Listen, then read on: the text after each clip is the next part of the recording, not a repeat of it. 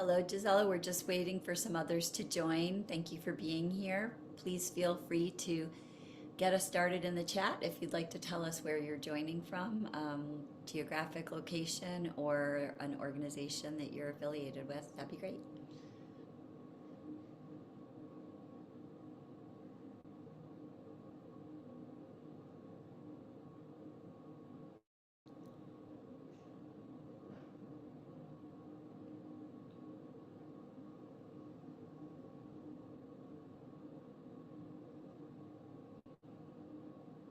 Hello, Judge. Thanks for joining us. We're going to be starting in about 2 minutes. I just invited our other guests to drop a note in the chat where they're joining us from and any affiliation they might have.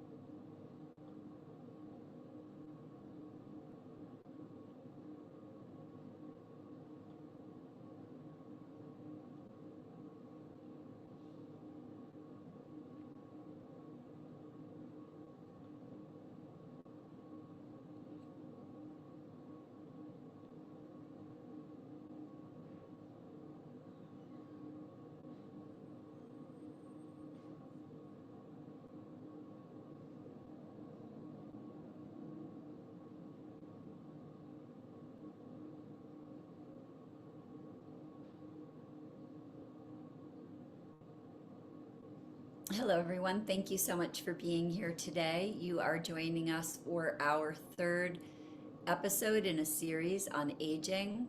Today's episode is titled From Risk to Resilience, Building Supportive Networks and Legal Frameworks. My name is Kate Cerulli, and I am the director of the Susan B. Anthony Center. Before we get started, I just wanted to thank our committee. Some of them are joining us and some are unable to be here today. That includes James, Richard, Tracy, Carlin, and Judge Winslow, who is with us today. I'd also like to thank the Susan B. Anthony Center, Sebastian, Athena, Ariel, Sid, Betula, and John Cullen, who is helping us with technical experience this evening, and welcome all of you who were able to make it tonight. As I indicated, this is part of a 3-part series, and the first 2 episodes are going to be posted along with this one if you'd like to use it for your own teaching purposes or any other needs that you might have in this area. As a registered webinar attendee, you will also receive by email a toolkit, which is a list of all the links to the organizations that participated in our training.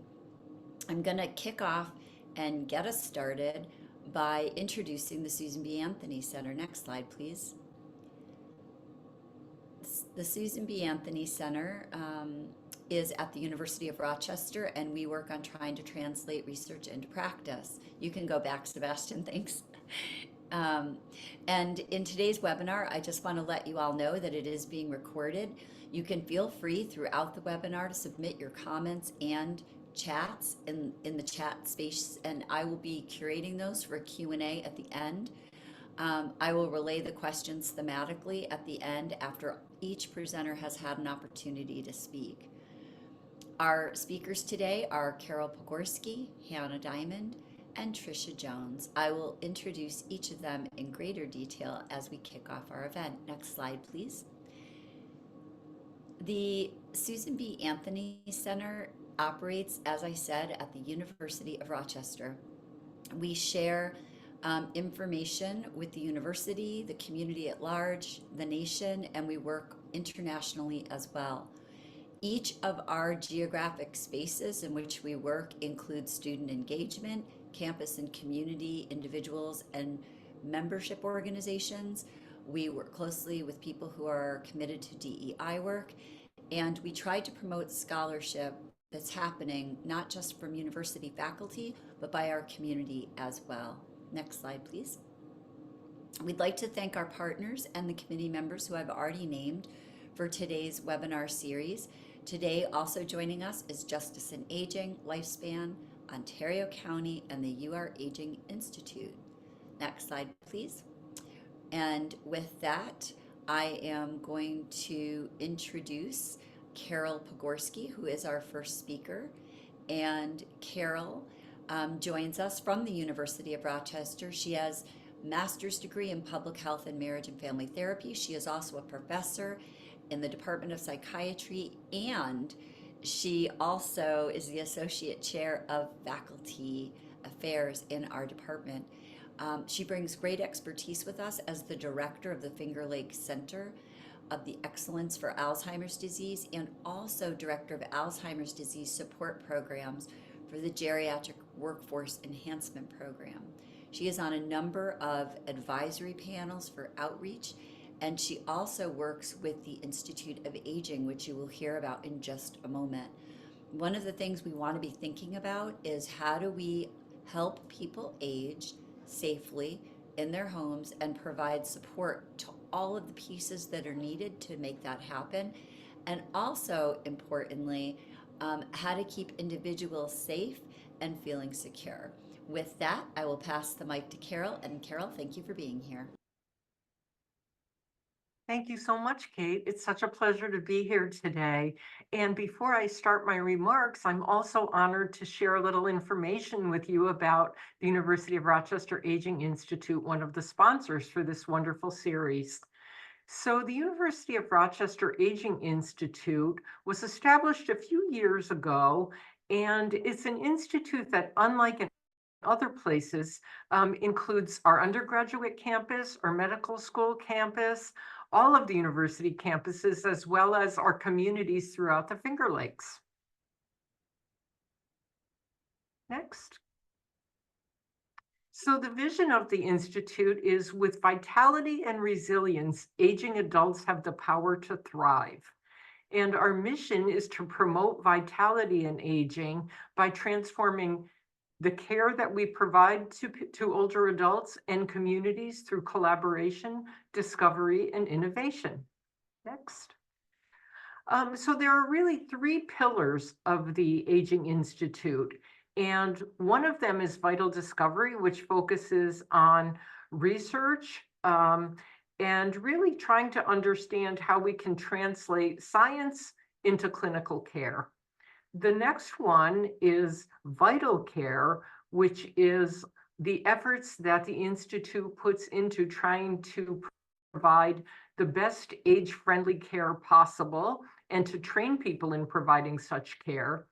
And the last one is vital care, where we're working to increase access to, vital living, where we're trying to help people, give people the tools that they need to really defy genetics and really take on life and live life to the fullest. Next. So if you have a minute, please take a chance to scan this QR code to learn more about the Aging Institute and why we see that the future is bright for geriatrics and aging in Rochester and the university. Okay, now I'd like to shift gears and talk a little bit about a topic near and dear to my heart, which is about conversations we should be having when it relates to working with patients and families who are struggling with dementia. Next. So I just want to give you a viewpoint, and I work at the University of Rochester Memory Care Program, where I'm the clinic director. I'm also a member of the interdisciplinary team and a program director, but it's really through my lens as a family therapist that I've learned so much about working with over probably 700 to 800 patients and families with dementia throughout my career. And I think I have a bird's eye view about what people struggle with. And I've seen it from the clinician's perspective and from the patient and family perspective, and want to share some of those insights with you today. Next. So for those of you who are unfamiliar, dementia is just an umbrella term that we use to describe a group of neurological conditions that affect someone's brain and really impair their ability to think or remember or to reason. These conditions usually are progressive and degenerative and get in the way of people living their everyday lives. A lot of people have heard of Alzheimer's disease, which is the most common form of dementia, but many people don't recognize that there are over 100 medical conditions that can cause dementia. We currently have almost 7 million Americans living with dementia and 55 million across the globe. Next. This slide is just to show that dementia does not discriminate. It affects non-Hispanic whites, Hispanics, Blacks. It also affects Asian populations and Native Americans. And you can see, though, by the bottom box that's shaded in red, that dementia is the lowest prevalence rates are among non-Hispanic whites, and they are highest among our Black population. Next. So sometimes people think, what's the big deal about dementia? It's memory loss. Well, I just want to share with you that it's more than memory loss. So the next ones are animation. So you can just populate all of them, Sebastian. So what happens with memory loss is people lose their verbal skills, their ability to do abstract thinking, like how is an orange and a banana, how are they alike? Visual spatial perception, which is why they often can't drive any longer. They lose their ability to reason. People's personalities can change and they can go from docile to aggressive or the other way around. People lose their orientation to person, place, time. Attention spans can shrink to a matter of minutes to seconds. Then ultimately, if someone lives long enough, their bladder control, bowel control, and motor function are affected. And if they don't die from something else like pneumonia or other diseases like that, people will ultimately die from organ failure because the brain is really responsible for the functioning of all of our body's organs. So it's much more than memory loss. Next. So this slide shows that if we have about 6 to 7 million people with dementia, there are also almost 18 million family caregivers who care for them. And they provide almost $340 billion of unpaid care. Next. The costs of caregiving and the toll they place on caregivers is substantial. They affect physical health, mental health, economics, particularly among women, because women who have to leave the workforce to take care of someone, women who give up opportunities for promotion because of caregiving obligations, they lose up to sometimes $250,000 that compared to men because of less opportunity they have to invest in retirement funds. They also become socially isolated oftentimes, feel disconnected from their families, because when you think of a disease that lasts 10 years, there are so many different family obligations and opportunities that families miss out on while they're caregiving. It also affects a sense of oneself and also can lead to increased mortality. So we often focus on patient and family-centered care. And the question that I pose is this enough in dementia care if we really want to promote safety and well-being? Next.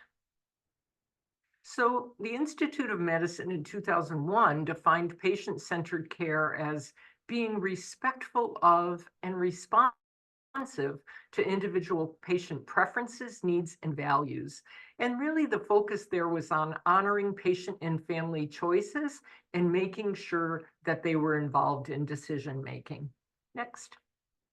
And then there's family-centered care, which is the notion that we develop and implement patient care plans by including family participation. Next. So a basic overview says, what do we do for people when they have dementia?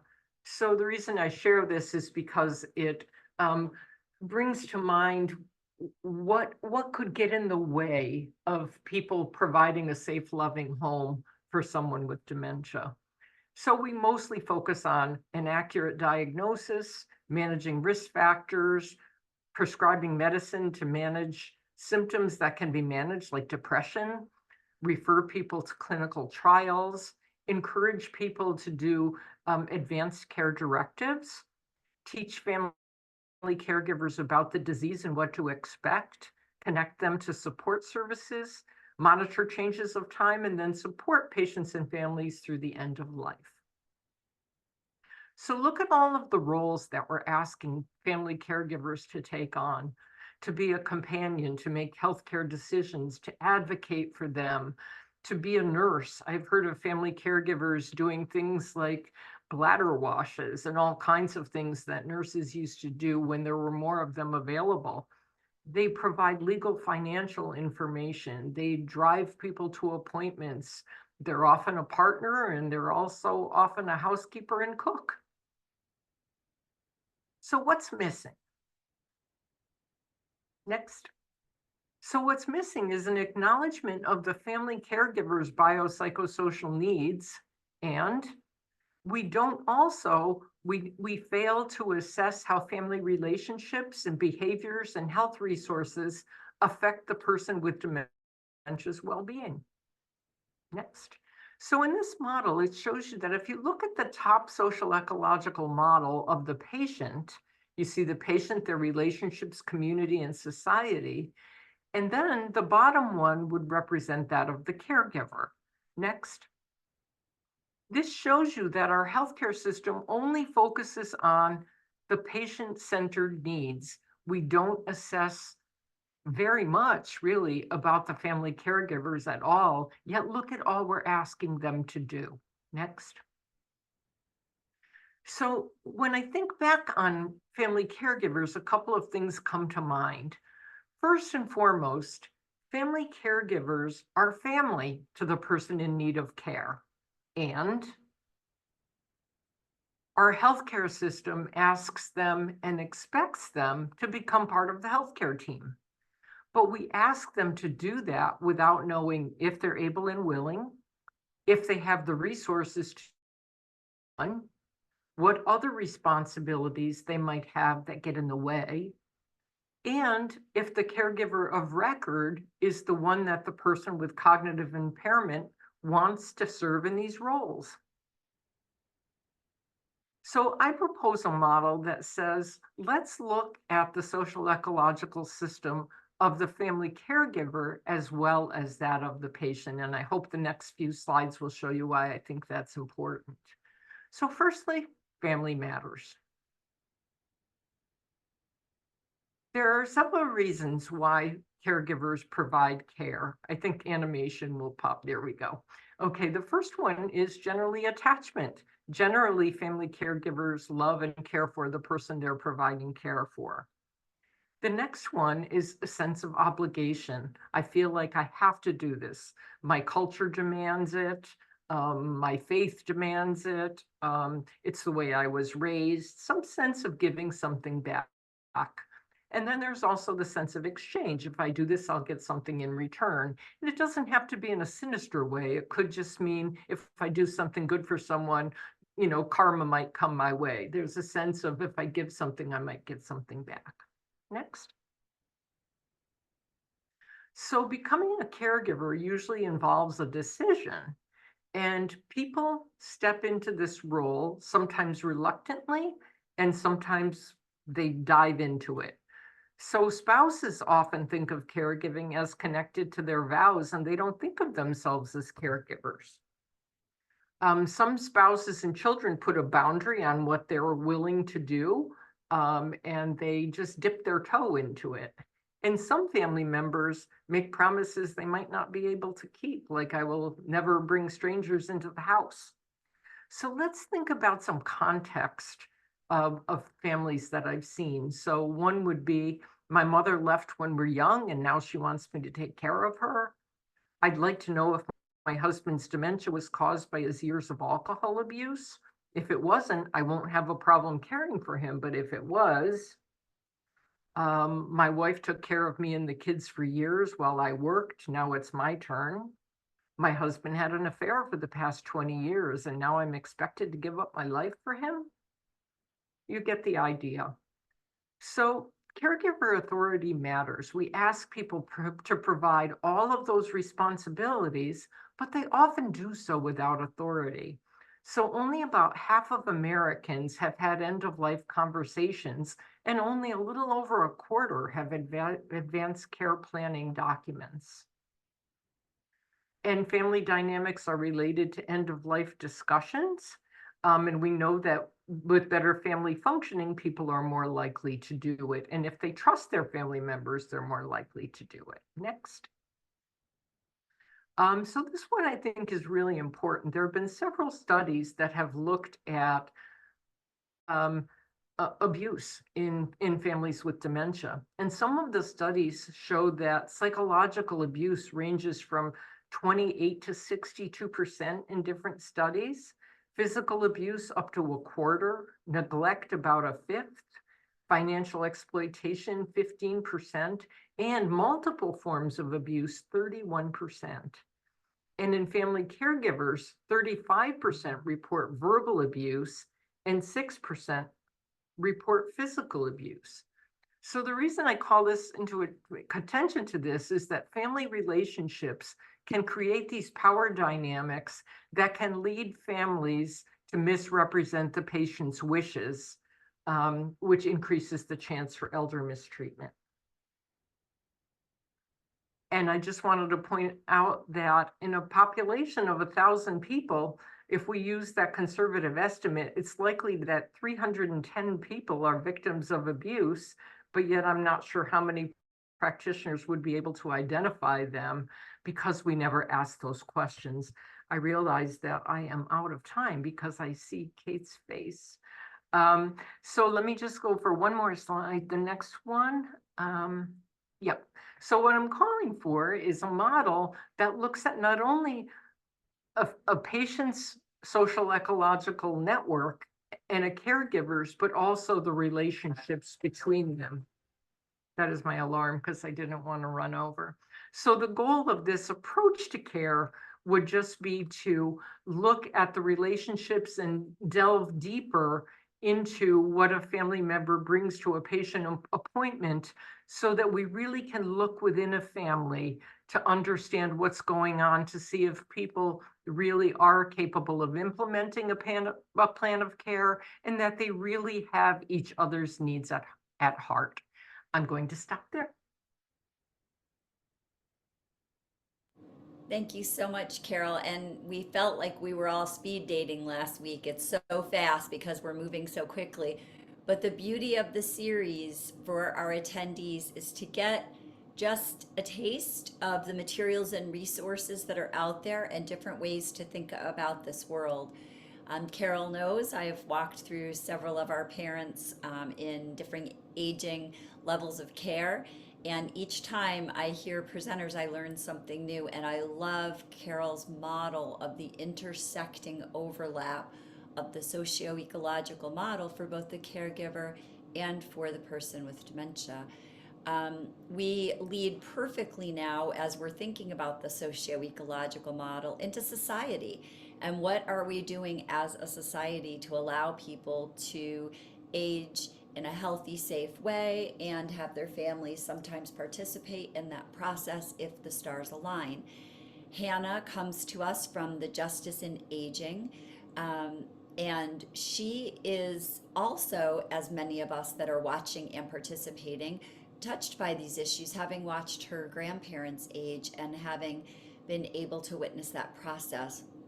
As you hear from Hannah, she will be sharing her legislative and administrative advocacy work at the state and federal levels to increase equitable access to home and community-based services for low-income older adults as well as people with differing abilities.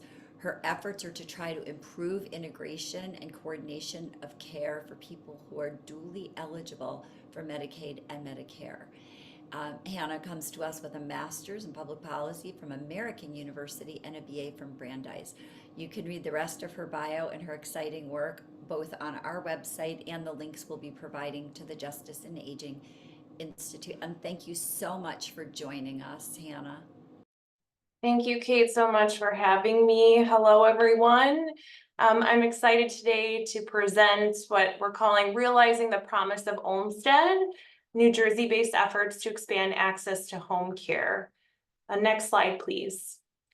For those who don't know us, Justice and Aging is a national organization that uses the power of law to fight senior poverty. We focus our efforts on those who have been historically marginalized and excluded from justice, such as women, such as people of color, such as LGBTQIA individuals, and people with limited English proficiency. Next slide, please. To achieve justice in aging, we must advance equity for low-income older adults. We must address the enduring harms and inequities caused by systemic racism and other forms of discrimination. And we must, at Justice and Aging, recruit, support, and retain a diverse staff and board. Next slide, please.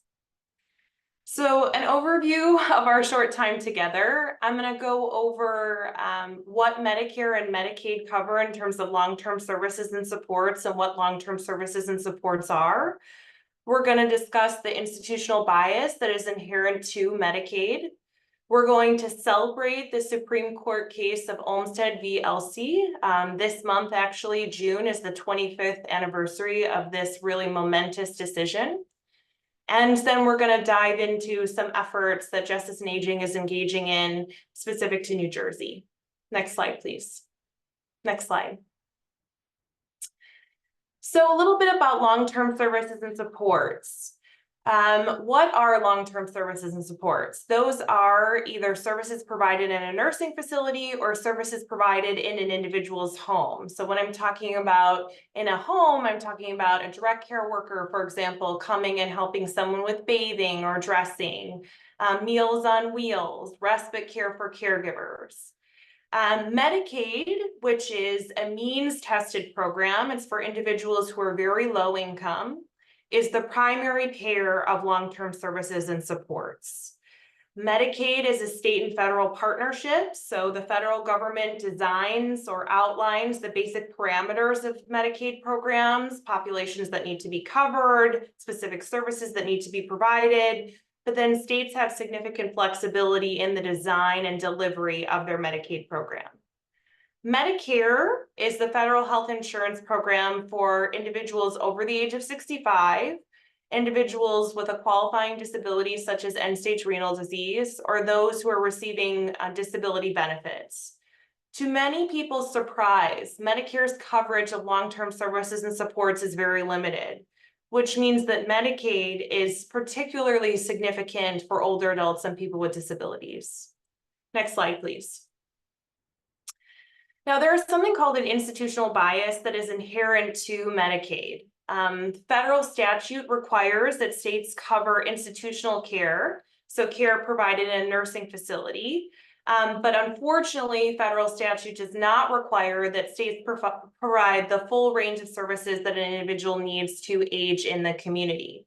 So what this means is that if an individual falls, for example, and needs immediate access to care, they are guaranteed care in an institution, but they are not guaranteed care in a private home or an assisted living facility, for example. There have been significant efforts on behalf of the federal government and states to rebalance funds away from institutionalized care and towards the community.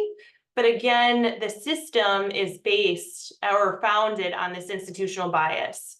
But I want to uplift the Supreme Court case, Olmsted v. LC, which is a really momentous case, which found in 1999 that it was a violation of individuals with disabilities rights under the American with Disabilities Act to seclude them in an institution and not provide the full range of services that they need to age in the least restrictive setting possible. So because of this Supreme Court decision, in large part, we've seen efforts to rebalance, again, funds away from institutionalized care and towards the community. both because this is individuals' preferences. When older adults and people with disabilities are surveyed time and time again, we see that individuals want to age in the community. And also because these services are less costly in the community than in a nursing facility. Next slide, please. So now I'm going to dive into some of the efforts that we're doing in New Jersey. Justice and Aging has received support from the Henry and Marilyn Taub Foundation for the last 3 years to work with New Jersey stakeholders to first conduct an equity analysis of the state's long-term care infrastructure. So we produced 22 recommendations to increase access to services. The second year, we disseminated that report and listened to stakeholders again about the changes that they wanted to make in the state. And then this year, we have really focused our efforts on the financial eligibility criteria that affect older adults and people with disabilities. Next slide, please. So a little bit of context. Going back to the Affordable Care Act. The Affordable Care Act enabled states to engage in Medicaid expansion. So if states chose to, they could provide coverage to populations that were not mandatory covered populations. And in particular, this means the younger cohort, populations who are under the age of 65. If a state pursues Medicaid expansion, individuals who have up to 138% of the federal poverty line can receive services. This population, this younger population, is not subject to asset thresholds. Unfortunately, the Affordable Care Act did not expand these same protections to older adults and people with disabilities. So this means that older adults and people with disabilities, unless states act, are subject to more stringent income and resource requirements than other populations. Next slide, please. Again, I want to uplift something that I said in the beginning. States have significant flexibility in the design of their programs. So next slide, just given time. I want to make sure we get to it. So here's what happens now. When an individual goes from age 64 to age 65, or when an individual enrolls in Medicare, they're all of a sudden subject to more stringent income criteria. And here is the example of how it's playing out in New Jersey. I'm showing you in this red box an individual who's accessing state plan benefits. So this is medical benefits and then some personal care services that are available via the state. So you can see that when an individual is 64, so younger than 65, they're falling into this Medicaid expansion bucket, which has an income threshold of up to 138% of the federal poverty line. Then when they turn 65 or they experience something that's called the Medicare cliff, they're subject to 100% of the federal poverty line for an income threshold, which is about a $500 gap. Next slide, please. The same is true for asset thresholds in the state. So you can see the Medicaid expansion population all the way on the right. This population is not subjected to asset restrictions, but you can see these various other pathways that are impacting older adults and people with disabilities. They all have different and very limited asset restrictions. And I'm just highlighting here, you're going to see this come up later. I'm foreshadowing there's something called the JACK program, which is an existing program in the state for individuals who are over the financial eligibility criteria to qualify for the state's Medicaid program, which is called NJ Family Care.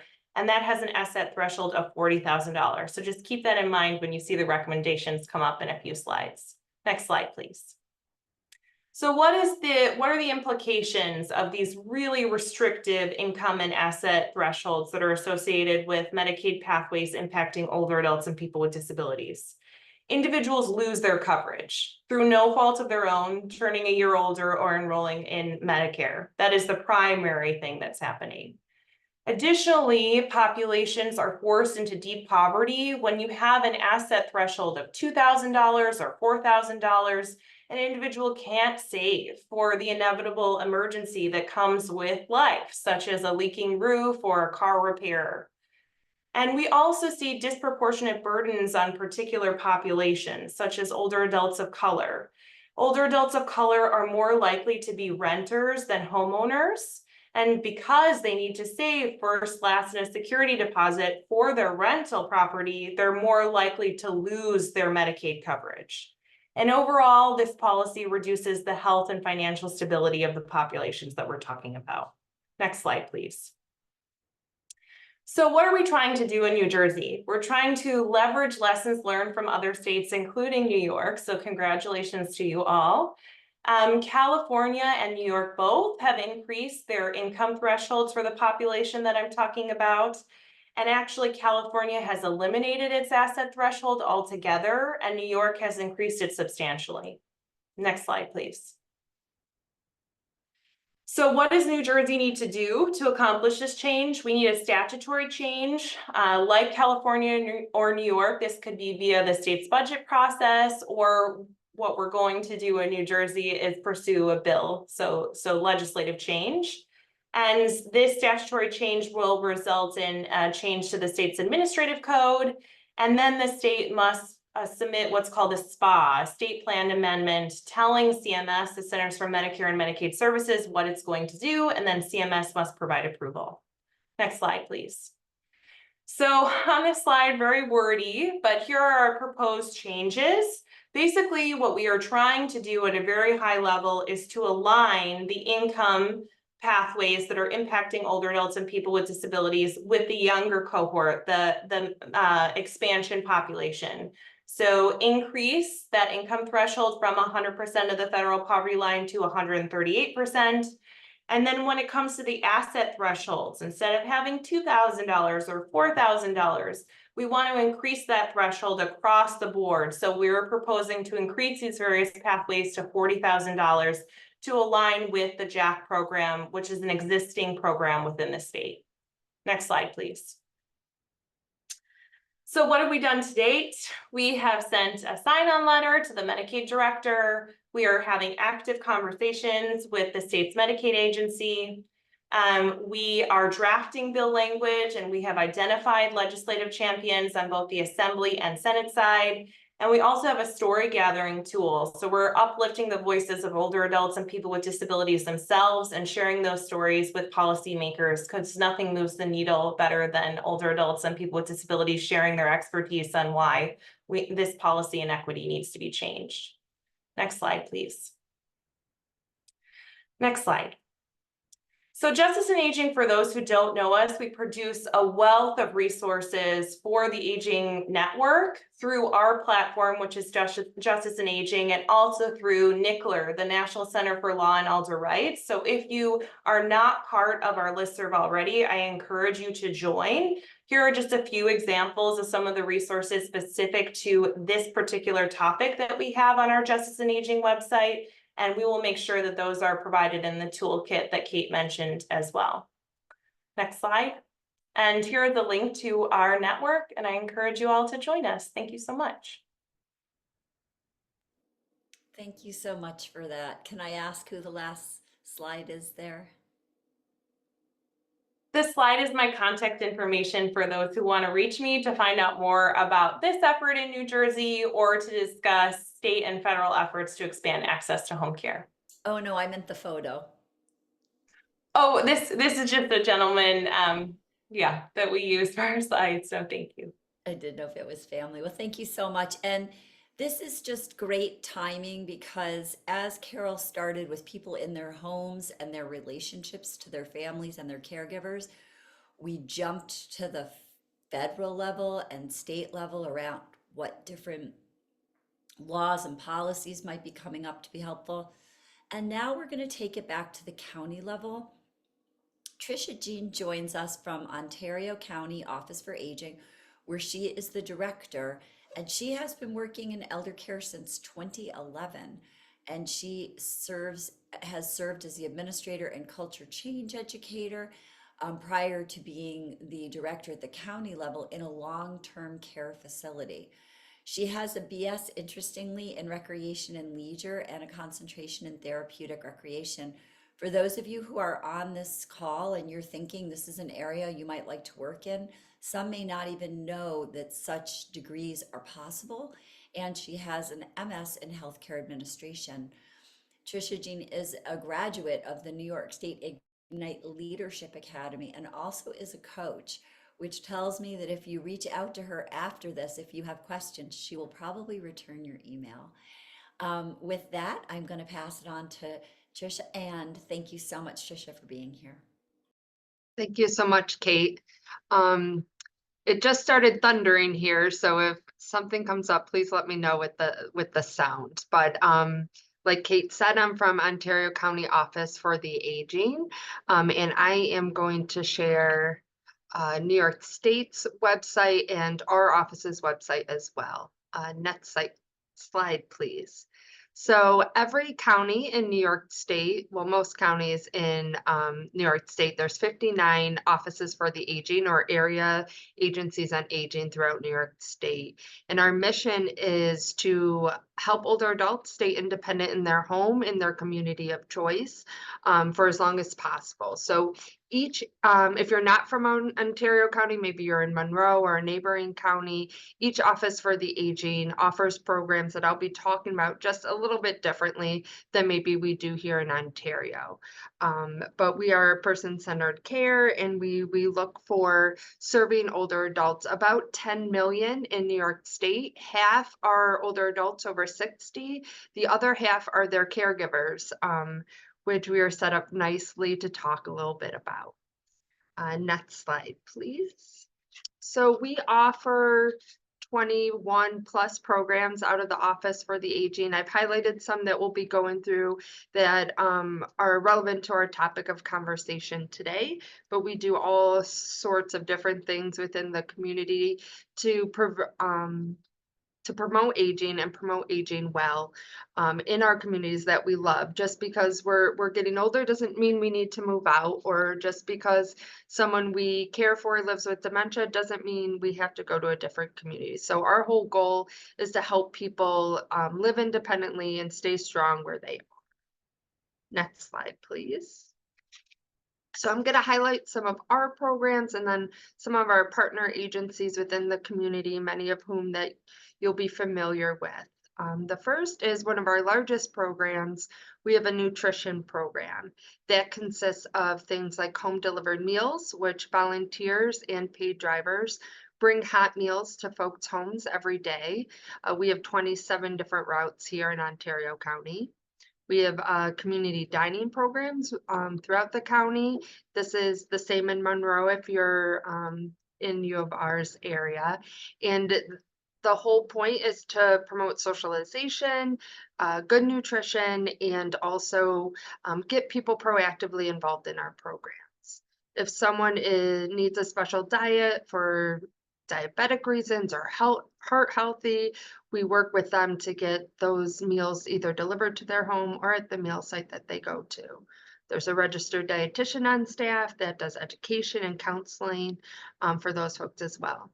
New York State has a senior farmers market nutrition program, which is also administered in each county, where folks who have to meet a certain income level would be eligible for $20 of farmers market coupon packet. They're like gift cards to use at the farmers market to provide access to fresh fruits and vegetables throughout the season.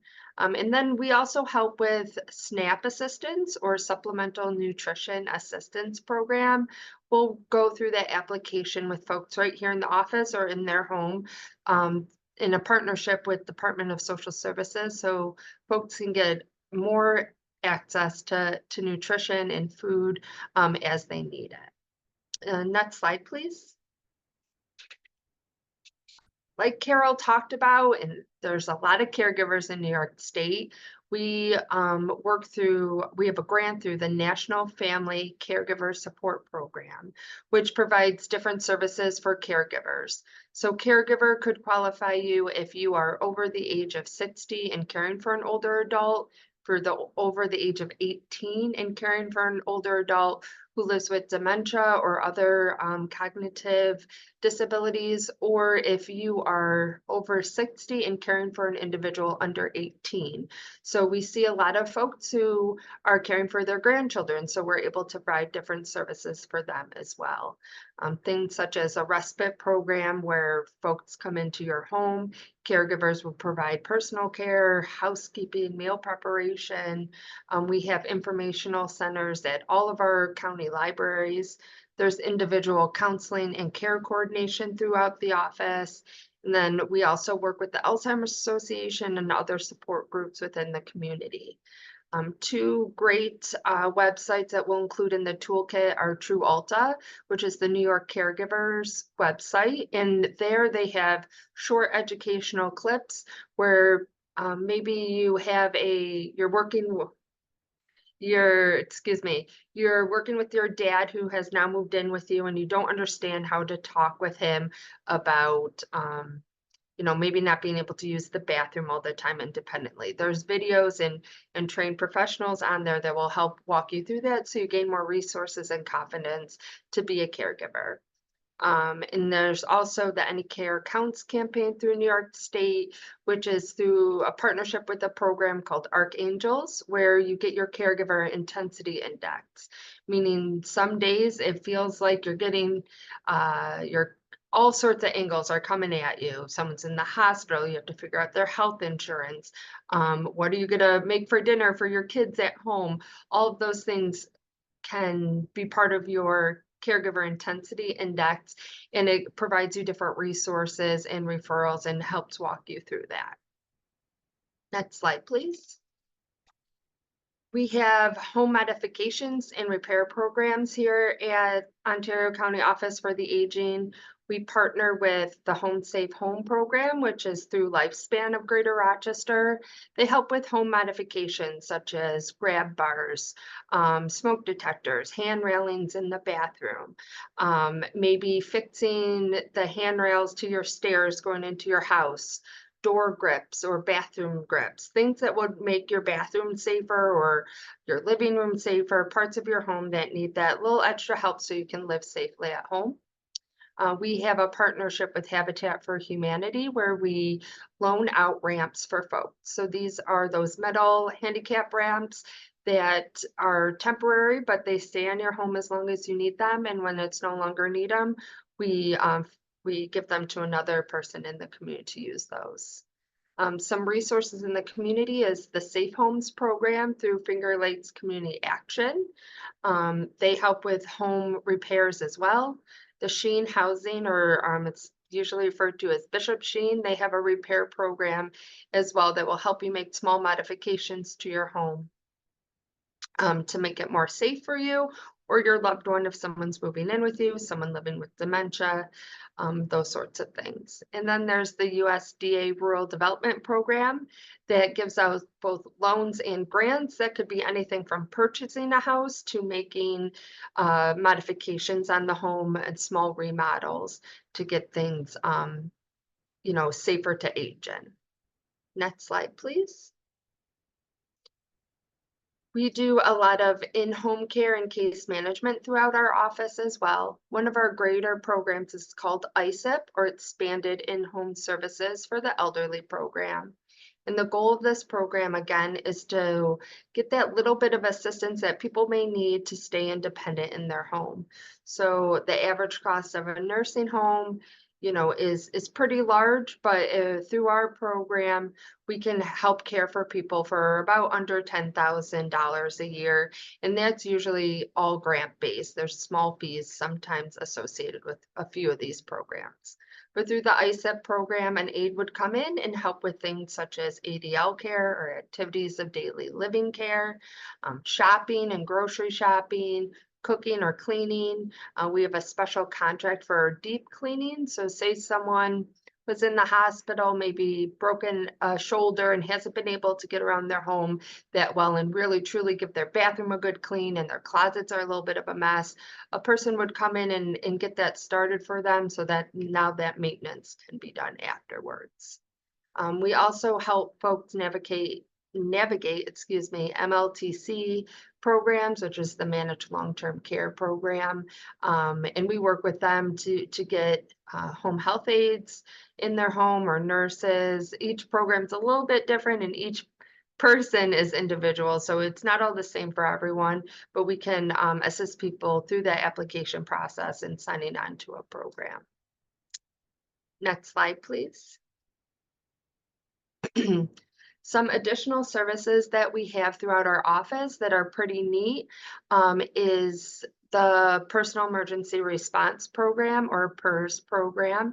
So we have about 300 out in the community right now, and each county has this as well. It's the I've fallen and can't get up button that folks press and are directly connected to a customer service line, or a emergency line, I should say.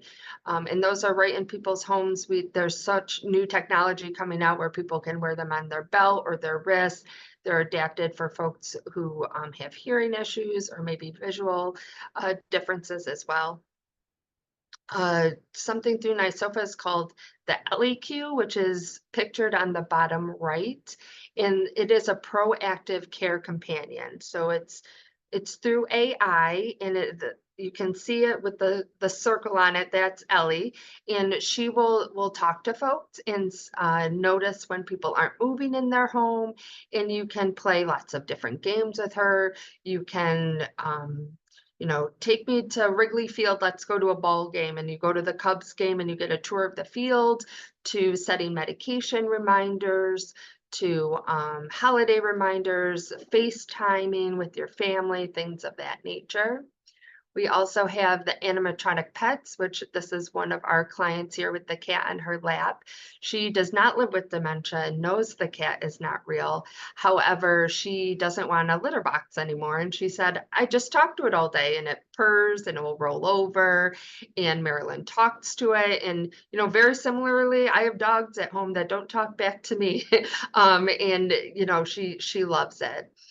The Sheriff's program throughout New York State has a few different programs called the Lifesaver Project, where you can register someone who may live with differing abilities, so that they wear a wristlet that gives out radio waves. So especially our folks who live up in the hills, it's not a cell phone, it's through the radio. So if they were to walk out at night, an officer could pinpoint their location. The Yellow Dot programs through New York State Sheriff's Department, which you put a sticker on your home or on your car, and people would have immediate access to your medical information. And here in Ontario County, we just started the Handle with Care program, and that's for people of all ages living with differing abilities. That is pictured here, and the QR code does work if you're looking at it, and you can register yourself or a loved one who may need special attention when interacting with law enforcement. So I think my time is coming to an end, but our last slide here is about transportation services. And we provide different programs to get folks not only to medical appointments, but grocery shopping, personal errands. Their niece is getting married and they want to go get a gift, visiting friends, things of that nature. We partner with GoGo Grandparent, which is a subsidy of Uber that will bring people to different appointments throughout the community, and it's age friendly. We also work with RTS and Finger Lakes bus services, and in a partnership with Lifespan in Livingston County, we have a program called Here to There, which I've included the website, that is a trip navigating system. And we also provide different programs in education, such as retiring from driving, the AARP Safe Driver course, the Talk, which is how do you talk to your family about giving up the keys, and a CarFit program for safe driving. So thank you for your time, and here's my contact information if needed, and I will include all those links in the toolkit afterwards. Thank you. Thank you so much. It's just amazing to hear how all of the technology has changed, really. One of our friends had an experiment with the LEQ with a parent and showed us the video. And, mom walked in and the LEQ said, "Hey, how are you doing today? And, how are you feeling?" And I'm paraphrasing here, but then asked, "Would you like to hear a joke?" And the mom said, "Yeah." And then the little robot said a joke. And we're actually getting one for my mother-in-law. Oh, very neat. Yes. And we just talked to the folks at Lifespan, and it's pretty exciting. So Very thank you good. for all the work that you're doing. I'd love to ask our speakers to jump on and really start to pull this webinar together from all the different perspectives that you've offered. I'm curious whether or not, if you know, Hannah, there is a way that your organization, do you have state chapters? Some of the comments in the comment box, does New York have a chapter? How would one link with your organization at state level? Sure. So we are a national organization. I happen to be sharing our New Jersey-based work, but we also work extensively in California, and then we provide technical assistance to advocates in other states on particular issues.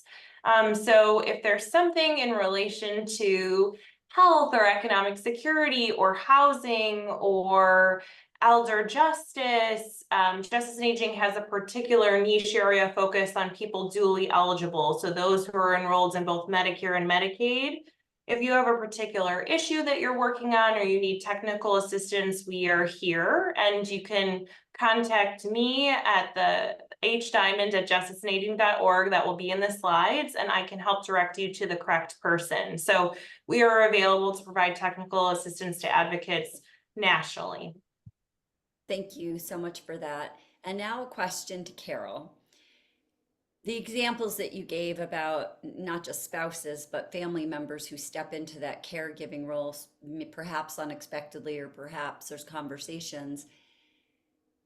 If a caregiver were to turn to you, what would you recommend be the first point of contact for a caregiver who's feeling isolated, frustrated, and doesn't know where to turn?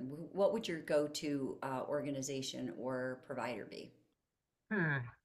I think I would listen for what they were looking for, first of all. I think that generally I would suggest that people try the Alzheimer's Association if they're looking for a support group. Um, but not everybody is a support group person, right? So I think another one that I find very useful is the Lifespan Powerful Tools for Caregivers program. And I think what's interesting about that is that it's an evidence-based program. It's a small group online thing, and it's focused on developing individual plans for care for caregivers. And I've never referred a male caregiver who didn't say it was helpful, because it's very solution focused, and it does address emotions, but it's mostly solution focused. And that's always the bellwether for me, is when men find something like that useful, because we know that problem focused coping is better than emotion focused coping, and it's usually more productive. So that would be my second go-to. That sounds great. My dad and I actually attended the Alzheimer's support groups for when my mom was going through it, and my dad found it quite comforting. Tricia, we also utilize the sheriff's program with the ID bracelet to the satellite. I have a question for you about Sure. policy and connectivity. How is it that we can get the word out to people that are facing these challenging situations?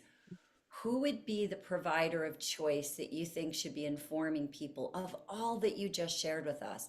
Should it be primary care? Should it be attorneys? Should it be specialists? Should it be brain and cognitive? Where do you think the gap is in us getting the information about the wealth of resources that people can access and actually people connecting? Sure. I think OFAs tend to be the hidden jewel that not a lot of folks know about. So everyone you just listed would be a great resource. Each office for the aging in the state has something called New York Connects, which is a hotline number. It's a resource, referral, and information. So if partners in the medical community were to give that number out, or sheriffs sometimes call that number, law enforcement who are in a sticky situation, that will get you to whatever county you're in or whatever resource you might need. There's a specialist on the line that would get that information to you properly. So I would say, even down to the bank teller, because I think both Carol and Hannah might have hinted towards the scams that are going on, or, people in the ageism, folks are coming in to buy gift cards or withdraw a lot of money for that romance scam, it's even important for those people to be aware of things that are going on. So I think anyone and everyone, but New York Connect is a great resource for anyone to share with people. I love that anyone and everyone, because while you were talking, I was thinking about grocery store workers who are Mhm. encountering people in a daily living skill who maybe seem Sure. confused or don't have enough money for what they need. I was thinking about bank tellers. I was just on a continuing legal education seminar looking at AI and the use of voice fraud, where they're Mhm. creating video recordings for seniors that are using their grandchildren's voices from social media and scaring them that Yes. their grandchildren are in trouble. I also want to put lawyers on the docket here. So I was very impressed when I sat in on a couple of end of life planning sessions between an attorney and somebody with needs around memory disorder, and the attorney really empowering the client to make decisions while they could about the type of intervention and care that they wanted as they progress through their disease stage. I'm going to ask you all to close with a question. In our first seminar, we had some people who are on the older side, and I asked them, what would you tell your younger self if you could today? I'm going to ask all of you, with all the work you do, what would you tell your older self? What would you tell yourself now, to yourself if you were maybe in your early 80s? What would be something you'd want yourself to know when you're at that stage? We'll start with Tricia. Wow, this is a great question. Um, I think I tell myself to keep moving, and whatever moving means, if it's exercise, if it's going to a class, if it's staying involved. Sometimes in my downtime, I tend to revert into myself, and I know how important socialization and connectedness is when you're aging, and also physical exercise for everything. So I think I tell myself, keep moving on the days I don't want to. I love that. Hannah, what about you? I think it's a great question, and I wish I had some more time to reflect on it, but I think that I would tell myself to have significant expectations from my care. I think that too often we older adults are unfortunately not empowered to advocate for themselves. And I think that there needs, and that's because our society is ageist and ableist. And I think that there's a lot of internalization of that, and therefore our system is not as robust as it needs to be. And I think that I hope for myself at 80 that I am still advocating for a system that not only supports me aging in the place that I want to age, but the way that I want to be aging. All the services that we're talking about are focused on helping someone holistically have the care and the life that they want. And that's really being integrated into the community and living the way that they want to, the way that they're defining aging on their own terms. So I think I would tell myself, have high expectations. I love that. Keep moving, have high expectations. And Carol, you have the last word here as we're All wrapping up. right. What would you tell yourself? I would tell myself to stay interesting, because I think we know so much neuroplasticity of the brain, and the more we bring new stimulation in, and just in our social interactions, no one wants to interact with somebody who's telling the same stories all the time, right? So we want to continue to develop and grow and even surprise ourselves with the things that we learn, not to mention other people. So I'd say stay interesting. Well, that is wonderful advice for all of us as we age. I want to thank all of our attendees. The recordings will be up as soon as we have our subtitles on them and they are checked. And thank you all very much. I look forward to seeing you all in our day-to-days soon. Take care, everybody. Bye-bye. Thanks to all of our guests for being here.